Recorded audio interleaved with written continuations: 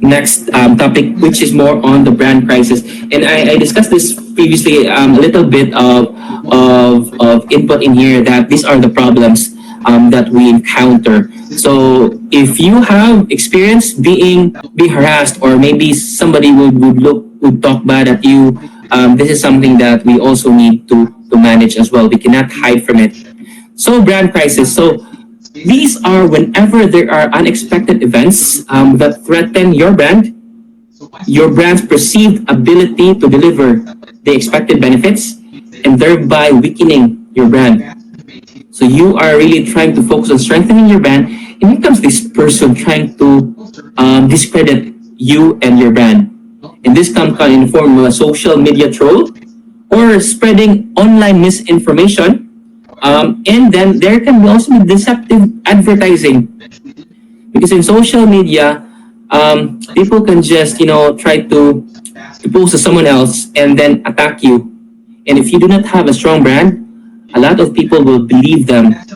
Okay, it goes back to strengthening your brand, and this goes for everyone because unfortunately, bad crisis can also happen to good people. So I know you guys are good people, but sometimes we cannot assume everybody to be good. So it's best to manage them in the best way that we can. And here at Filipino Homes, we are giving you the best way to manage your crisis, the Filipino Homes way. And I put here the ABCD. Number one is what we are doing right now. We need to attend trainings.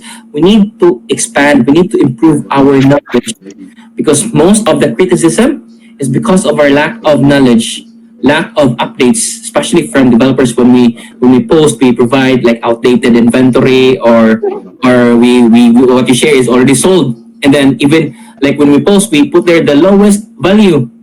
But then we know that it's no longer available, because most of the time, the most affordable units get sold first. But we still stick with that lowest in order to bait the clients, and then it will be during that time that we'll tell them, "Oh, ma'am, it's already sold out, or we already don't have the property." So in a way, you are misleading your clients. So we need to attend training, TKW, and as well as the leadership trainings. And we are, by the way, we are training leaders, no, not just agents. So, and these trainings are for free. I remember in our old world na lang, no, when we do training, tagaan pagay mo snacks.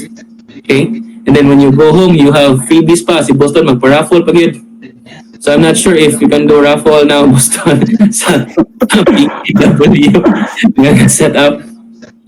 And then next is, we need to be compliant.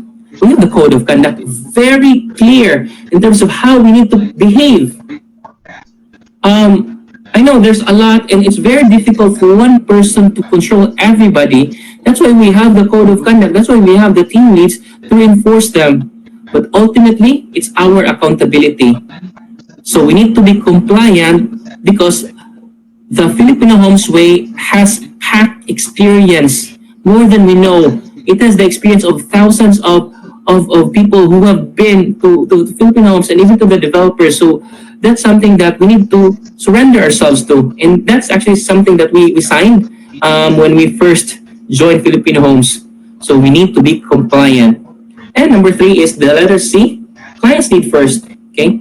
So when we do and I see this as something that putting the client's needs first before our needs, because sometimes there are really tendency that we put our needs first, especially like the client would want to meet now, and maybe you are watching a K-drama, so you don't want to be disturbed. So we'll tell the client that, hey, I'm busy, can we do this on the following day? Okay, so that's something that is not leading or not attending to your client's need first. And by the time that you realize your client is gone, because your client did not feel that they are your priority. Okay, so clients need first, and then you need to demand only your best. And by best, I would mean based on the standards set by Filipino Homes.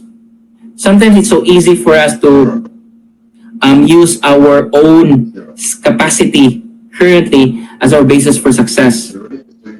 It's okay, but there's a big risk to that, because what if our own version of ourselves is complacent when the rest of the market is booming. A lot of agents are doing the sales, and then you can just justify yourself that, hey, I'm basing my success on my own performance.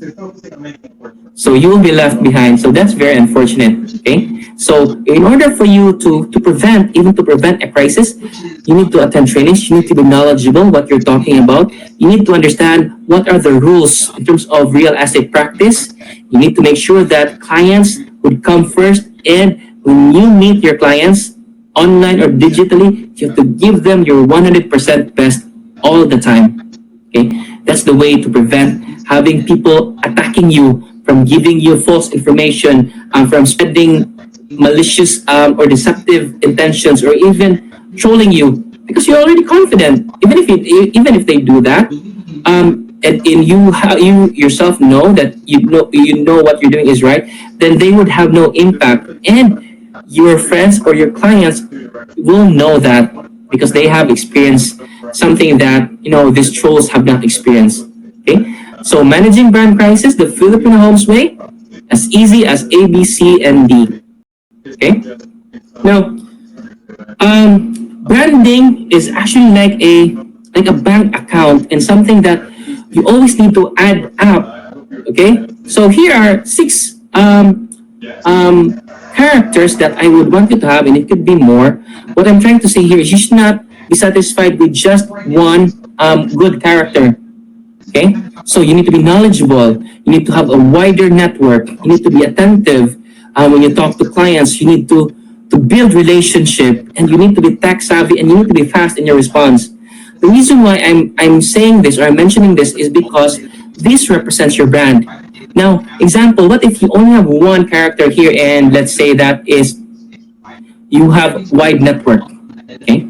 Now, what if the client will trust you because you have a wide network and they're asking for you for something that is very difficult to find? Because you have that character's wide network, they reach out to you. Now, what if you cannot deliver? Then, if this will fail, you don't have anything else, and the client will remember you because of that single miss of experience. But if you have deposited a lot of good character, even if you miss one, your client will not judge you for that because they have experienced a lot of you. Okay? And that speaks about your brand. Okay, and that's something that I would always encourage you to always improve your character. What you know now, you complement it with other aspects of being a good person. Because honestly, if you are a good person, you will be an effective real estate agent. Gone are the days wherein the real estate agent will do all the talking. They would be like your only source of knowledge. Right now, it's an even field. Even the clients will know more than you. Okay, but if you're a good person, they will know that, and you do not impose yourself to them.